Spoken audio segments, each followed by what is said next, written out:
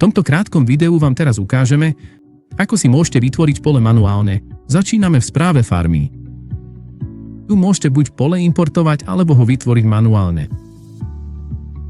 Pri manuálnom vytváraní máte dve možnosti. Nové pole si môžete vytvoriť priamo v sekcii polí v rámci celkovej správy farmy, kde sa správujú aj importy, alebo môžete jednoducho využiť geocentrum. V geocentre môžete zakresliť hranicu poľa podľa stôp stroja, buď z minulých prác, alebo zo stroja, ktorý práve pracuje. Otvorte si ponuku filtrov.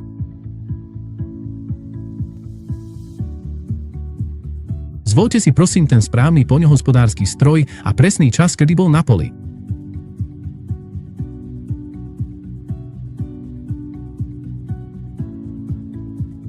Ak chcete začať kresliť pole, kliknite na akčné tlačidlo v dolnej časti obrazovky. Potom kliknite na Nové pole. Vložte všetky potrebné podrobnosti o vašom poli a následne zvoľte presný dátum, odkedy je toto pole obrábané. Dátum obrábania je dôležitý, pretože určuje začiatok platnosti poľa. Kliknite na Kresliť hranicu, aby ste uložili informácie a začali vytvárať hranicu poľa. Na kreslenie hranice vyberte kresliaci nástroj a kliknite na mapu.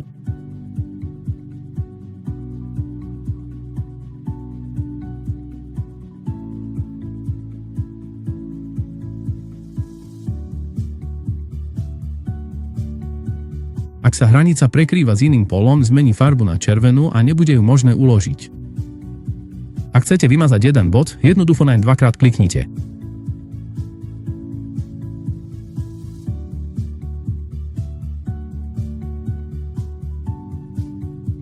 Pre lepšiu presnosť môžete priblížiť mapu a pridať viac bodov.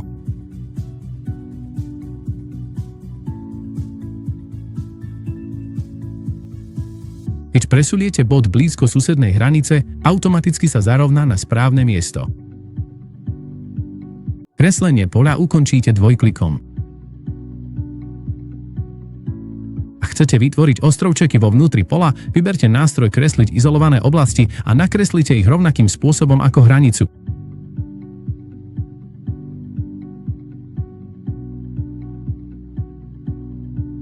V momente, keď budete s poľom úplne spokojní, potom kliknite na tlačidlo Uložiť. Na ľavej strane teraz uvidíte informácie o poli, ako je geografická plocha, poľnohospodárska plocha, typ pôdy a farma. Geografická plocha je celková veľkosť hranice poľa. Poľnohospodárska plocha sa berie do úvahy pri činnostiach a dokumentácii, ako sú dávky aplikácie alebo výnos na plochu. Poľnohospodársku plochu a všetky ostatné informácie o tomto poli môžete upraviť kliknutím na ikonu ceruzky. Teraz môžete svoje pole použiť na vytváranie činností, optimalizáciu referenčných čiar a automatickú dokumentáciu.